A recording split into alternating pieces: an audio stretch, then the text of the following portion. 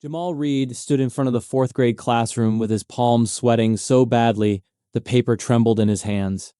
The assignment was simple. Describe your parents' job and why it matters. He'd practiced reading it twice that morning. He even ironed his shirt because his mom told him that confidence starts with looking neat, but none of that mattered now. Because Mrs. Alder, his teacher, was staring at him like she'd already made up her mind. "Go ahead, Jamal," she said, folding her arms. Her tone slithered through the room. "Tell us again what your mother supposedly does." Supposedly. The word stung. My mom. She works at the White House. A few kids snickered. One boy whispered loudly, "He lying again." Jamal swallowed, forcing himself to continue. "She works on the president's security team." Mrs. Alder raised her hand sharply. "Stop." The room instantly fell quiet. She stepped toward him, eyes cold, mouth pulled tight. "Jamal, this is the second time this semester you've invented a fantasy story about your family. Last time it was your uncle being a Navy pilot. Before that, your grandmother being a doctor. Do you understand how lying affects your character?" "I'm not lying," Jamal whispered. Mrs. Alder lifted his paper from his hands, scanned it, and then, without hesitation, tore it straight down the middle. The rip echoed. Another tear. Then another. She let the shredded pieces flutter into the trash can. Gasps filled the room. "You do not get to fabricate stories to sound impressive," she said loudly enough for the parents waiting in the hallway to hear. "Children from certain households get confused between imagination and truth. That ends now." The certain households jab made Jamal's stomach twist. He clenched his fists. "My mom said she might come today." "Oh, I'm sure she will," Mrs. Alder replied, sarcasm dripping. "Right after she finishes guarding the president in her imaginary job." The class laughed, but if Mrs. Alder had looked closely, she would have noticed something. Jamal wasn't laughing. Jamal wasn't confused. Jamal wasn't lying. And in less than 2 hours, the truth would walk through that school's front doors. Wearing a badge that would change everything, Jamal lived with his mother, Sergeant Major Renee Reed, in a 2-bedroom apartment on the edge of D.C. Their building wasn't fancy creaking steps, flickering hallway lights, laundry machines, that 8 quarters, but it was home. His mom always said, security isn't about the walls around you, it's about the people inside them. He believed her. Renee Reed didn't look like the picture people imagined when they thought presidential security. She didn't brag, didn't show off, didn't keep medals on the wall. All her commendations were tucked away in a shoebox under her bed. Her job required secrecy, humility, and an unbreakable calm. To her son. She was simply mom. To the nation. She was one of the highest-ranking tactical coordinators in the Presidential Protective Division. But at school, nobody believed that a black woman from a rundown apartment could hold a job like that, especially not Mrs. Alder. Mrs. Alder had taught for 26 years. She collected awards like they were souvenirs. Her classroom walls were covered with patriotic posters, historical quotes, and faded photos of her shaking hands with local officials. But her pride wasn't what students remembered. It was her assumptions. To her, truth came from polished shoes, high-income families, and addresses that didn't include the word apartment. And Jamal Reed, quiet, brown-skinned, living in what she considered the wrong neighborhood, never fit her template. He tried, though. Every morning he arrived early. Every assignment was neat. Every time she questioned him, he shrank a little smaller, but today was supposed to be different. Career day. The day kids finally got to show pride in their parents. Work. Jamal had dreamed of this moment since the first week of school. He imagined standing tall, reading his paper, and seeing his classmates' faces light up when his mom walked in wearing her official credentials.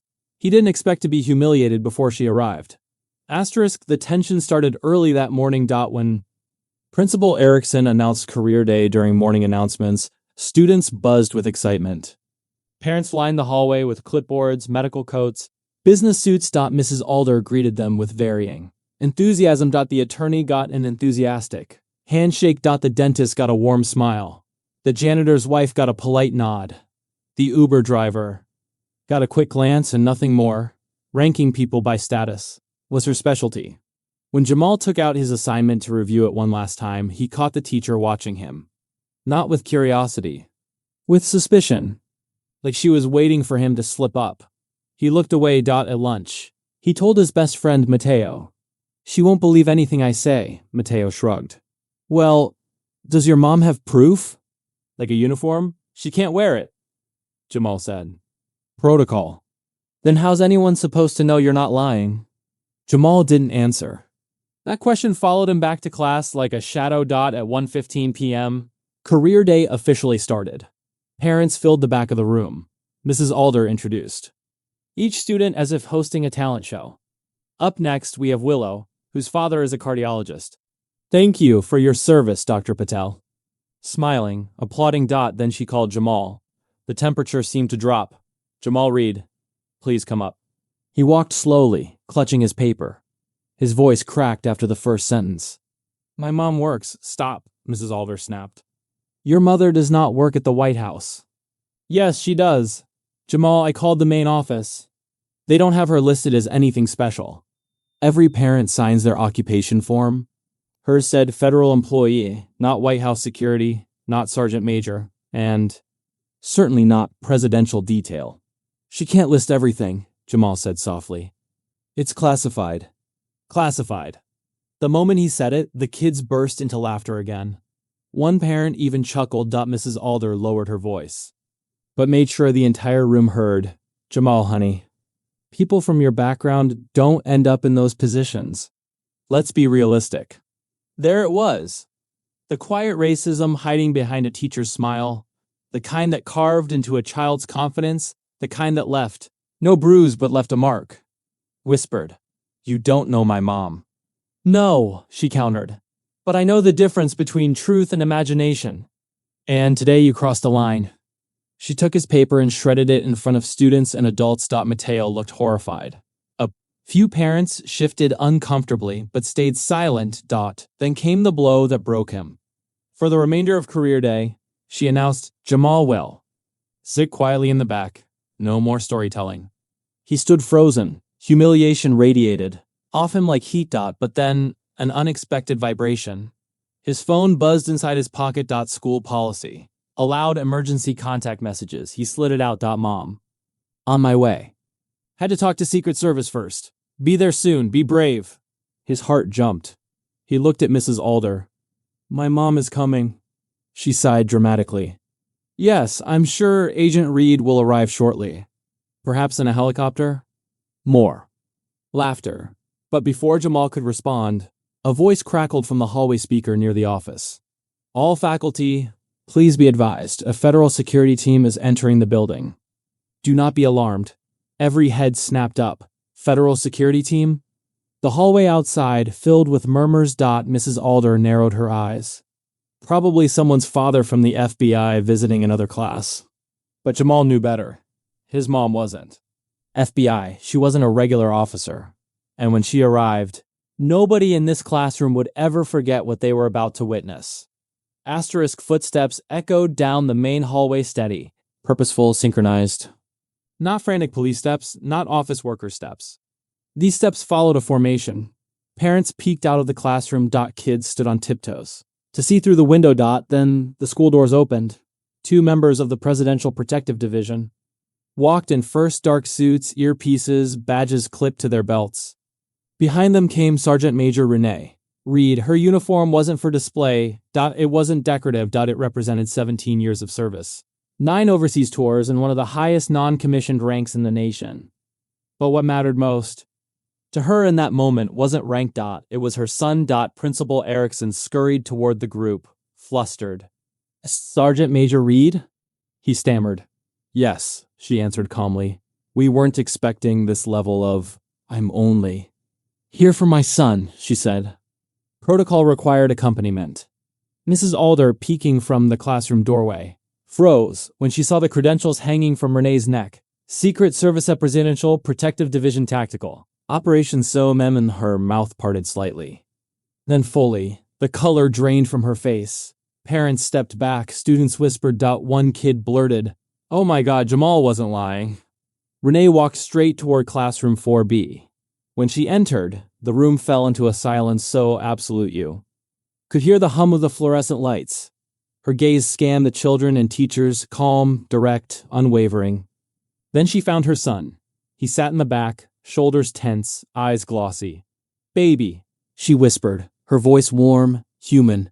Nothing like the command presence she carried seconds earlier. Jamal stood and rushed into her arms. She held him tightly, kissing the top of his head. "I am so proud of you," she murmured. Mrs. Alders stood frozen beside her desk. "Mrs. Reed, Sergeant Reed, I didn't know Renee stepped toward her. "Ma'am," she said quietly, "my son tells me you tore up his assignment." Mrs. Alder swallowed hard. "It's just..." The story he shared didn't seem realistic, considering, well, everything. "Everything meaning what?" Renee asked softly. Too softly. Mrs. Alder's gaze flicked to Jamal's skin, his shoes, the frayed straps of his backpack. "And you assumed he was lying. It just didn't fit the picture."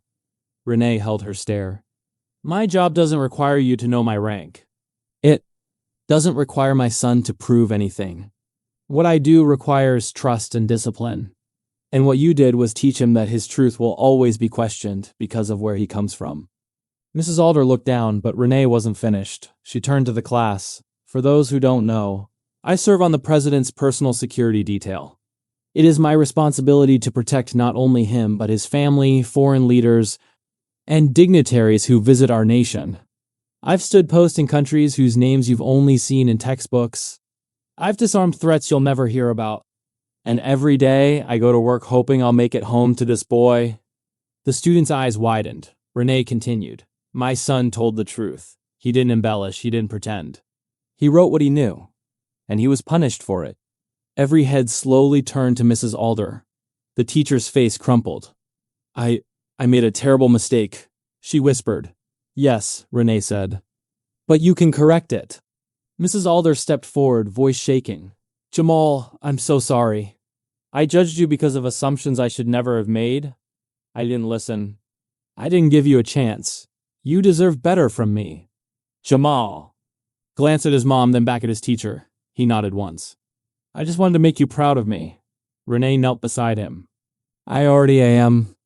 The school district launched a quiet, urgent review of the incident. Not a witch hunt, something deeper. Something systemic. Principal Erickson called an emergency staff meeting. "This cannot happen again," he said, voice firm. "A child was humiliated in front of adults because a teacher assumed his truth was impossible. This is exactly how bias harms children." Mandatory anti-bias training was implemented district-wide. New protocol required teachers to verify before accusing. Counselors began hosting empathy circles, where students shared stories about their families. But the biggest change happened in Room 4B. Mrs. Alder transformed. She attended every training. She apologized publicly in front of the entire grade. She created a new classroom charter with her students.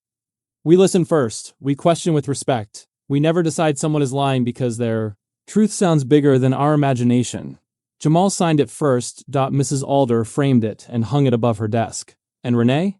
She continued protecting the nation quietly, humbly, without fanfare. But she never forgot the sight of her son trembling in that classroom. From that day on, she never missed another career day. Jamal's story is fictional, but the reality behind it, I send single quotes T. Across the country, Black children face harsher judgment, deeper suspicion, and less benefit of the doubt in classrooms every day. Studies show they're disciplined more often for subjective behaviors, doubted more quickly, believed less readily. Why? Because adults, sometimes without realizing it, carry assumptions about what Black families should look like, what they should achieve, what they're likely to do. But here's the truth. A child should not need a badge, a rank, a uniform, or a parent in uniform to be believed. A child's word should matter. A child's dignity should matter. A child's truth should matter. Jamal stood in his truth when it cost him everything. In that moment, and when the truth finally walked through the door, the entire system had to change around him. That's the message. Believe kids. Challenge your assumptions. Never underestimate a story. Because you underestimated the storyteller. If this story hit you, share it. Someone else needs to hear it today.